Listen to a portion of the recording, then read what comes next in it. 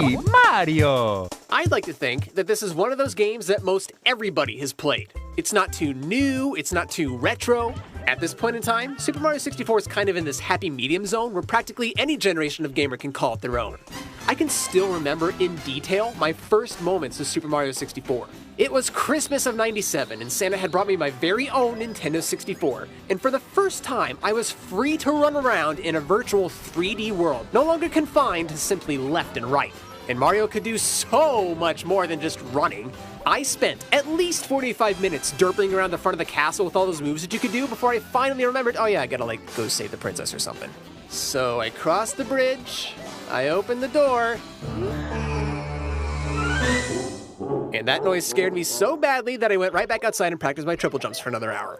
Even after I manned up, I pretty quickly found that this game fell squarely into Nick's Law. Every game intended for children secretly contains some nuance designed to give its target audience nightmares. And I don't know about you guys, but grown-up Nick is still afraid of Unagi the eel and that piano from Big Boo's Haunt. But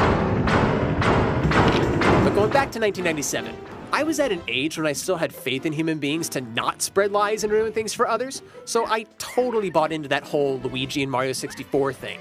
I mean, it just didn't make sense that there would be a Mario game without his brother in there with him. I mean, how else do you explain the plaque on the star statue that says L is real, 2401 my keeper is? Why else would the letter L be at the top of the volcano?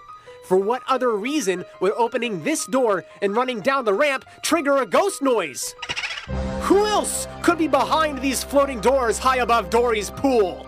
And just look at these pictures. Do you know where they're from? Oh, I'll tell you where they're from. They're from the internet.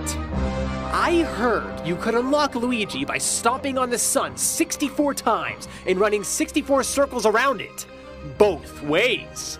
I read once that if you hit the tip of the floating island, Luigi falls out of the bottom. And did you know that if you collect every coin in the game, a door opens on the 3rd floor, beyond which lies a 16th level from which Luigi, Wario, and Yoshi are all unlockable? 15 years later, and I just want to take a moment to say screw you, Internet. Except you, watching this video. You're cool. But as happy and fun as this game was, it was also the first game that made me cry. I won't lie to you, I cried actual tears when I first fought my way to the staff roll because I thought it was the end. But thanks to the creativity of the gamers who loved this game like I did, there are still things to do beyond gathering all 120 stars. You ever heard of the Green Demon Challenge? We did it. Go check it out. The link's right there. It speaks volumes about how much a game means to somebody when all these years later, there are still those who won't let it end.